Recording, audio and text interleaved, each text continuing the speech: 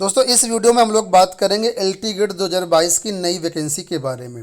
सामने स्क्रीन पर आप लोग देख सकते हैं कि 6 माह से आर्ता परिस्थिति स्पष्ट न होने से फंसी भर्ती। 5,000 से अधिक पद रिक्त होने के बावजूद विज्ञापन अटका। पूरा मामला आप लोग जानते हैं कि यहाँ पर समकक्षार्ता का मामला फंसा हुआ है और ये पिछले 6 महीने से ये मामला शासन स्तर पर अटका हुआ है, या कहें शासन जानबूझ करके इस भर्ती प्रक्रिया को फंसाए हुए है। क्योंकि अगर विज्ञापन देना होता तो शासन इसका तुरंत अप्रूवल दे देता। फाइल भेजी जा रही, वहाँ से कोई रिप्लाई नहीं मिल रहा है, तो इसका मतलब तो आप समझ ही सकते हैं कि शासन नहीं चाह रहा कि भर्ती का विज्ञापन अभी जारी हो। ठीक है, तो जब विज्ञापन जारी करना होगा, ये मान लीजिए, तभी इस मामले का निपटारा होगा समकक्षार्ता का, और तभी आपकी भर्ती प्रक्रिया शुरू होगी। पदों की संख्या को लेकर के बात कर लेते हैं तो कुल मिलाकर के 5,418 पदों का अधियाचन लोक सेवा आयोग को मिल चुका है। इसमें से पुरुष वर्ग के 3,341 पद और महिला वर्ग के 2,077 पद हैं। ठीक है, अब यहाँ पर समकक्षार्ता परिस्थिति स्पष्ट नहीं है, इसी वजह से यहाँ पर मामला फंसा हुआ है। अब ये मामला समकक्षार्ता का आया कहाँ से, तो मैं आपको बता दूँ कि इलाहाबाद हाईकोर्ट का एक आदेश है जिसके तहत ये कहा गया कि जब भी कोई भी विज्ञापन जारी हो तो उसमें आर्ता स्पष्ट रूप से लिखी होनी चाहिए। पहले क्या होता था कि जब विज्ञापन जारी होता था तो मेन एलिजिबिलिटी क्राइटेरिया लिख दिया जाता था और इसके आगे लिख दिया जाता अथवा समकक्ष। अब समकक्ष में कौन कौन सी डिग्री आती है, कौन कौन सी नहीं आती है, ये चीज़ें स्पष्ट नहीं होती थी।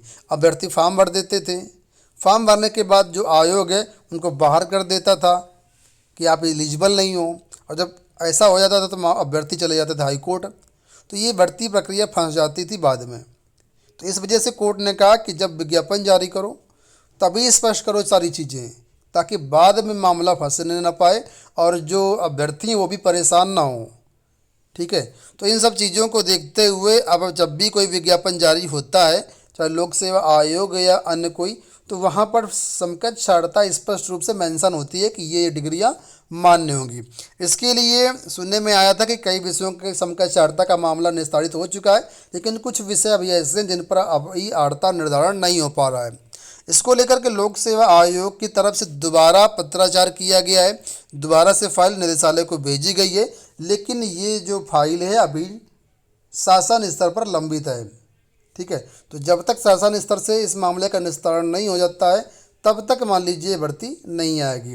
यही मामला था 2018 में भर्तियों को लेकर के एलटी गेट की, तो वहाँ पर भी कई विषयों में भर्तियाँ अभी भी अटकी हुई हैं। अभ्यर्थी मांग कर रहे हैं कि जिन विषयों में सीटें रिक्त हैं पड़ी हैं और मुख्य सूची से अभ्यर्थियों को नियुक्ति नहीं मिली, उन विषयों के रिजल्ट की दूसरी लिस्ट भी जारी कर दी जाए, ताकि अन्य अभ्यर्थियों को इसका फ़ायदा हो। यानी अभ्यर्थी एलटी गेट 2018 भर्ती में द्वितीय वेटिंग लिस्ट की भी मांग कर रहे हैं कई विषयों को लेकर के। ठीक है, तो कुल मिलाकर के एलटी गेट की नई भर्ती इसी वजह से अटकी हुई है, क्योंकि अभी आर्ता निर्धारण नहीं हुआ है। अब सब कुछ शासन के हाथ में है, जब चाहे तब शासन इसका निर्धारण कर सकता है और जैसे निर्धारण होगा आपका विज्ञापन जारी हो जाएगा। अब मामला यहाँ पर अटका हुआ है, अब कब तक अटका रहेगा अभी कुछ कहा भी नहीं जा सकता है, और अगर कोई अपडेट मिलता है तो चैनल के माध्यम से आप लोगों को ज़रूर अपडेट किया जाएगा।